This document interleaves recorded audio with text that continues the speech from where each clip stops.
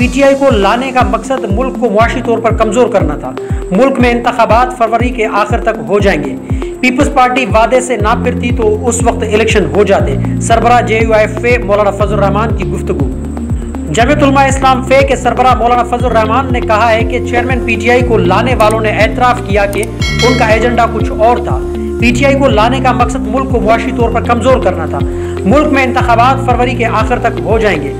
उन्होंने मीडिया से गुफ्तगू करते हुए कहा कि पीपल्स पार्टी आखिरी वक्त में आकर फैसले से फिर गई। पीपल्स पार्टी वादे से ना फिरती तो उस वक्त इलेक्शन हो जाते।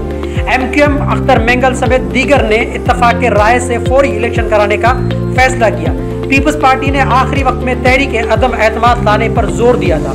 मुल्क में इंतखाबात फरवरी के आखिर तक हो जाएंगे। जो भी हालात हैं वो कबायली इलाकों में वहाँ इंतखाबी मुहिम चलाना मुश्किल काम है।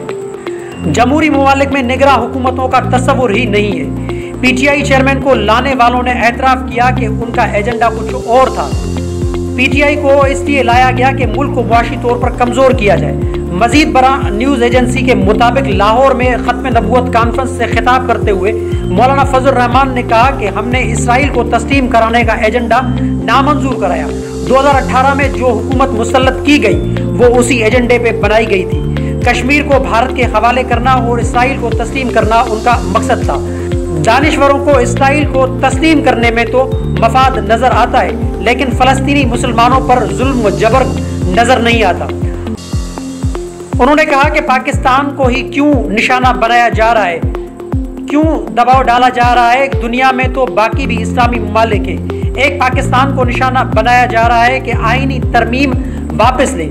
ना भारत, ना बांग्लादेश, ना अफगानिस्तान और ना ही ईरान की मईशत पर यह दबाव डाला जाता है जो पाकिस्तान पर डाला जाता है। उन्होंने कहा कि जब CPEC पर काम शुरू हो गया तो अमेरिका को होश आया। CPEC का बैरूनी सरमायाकारी का मंसूबा ख़त्म कर दिया गया।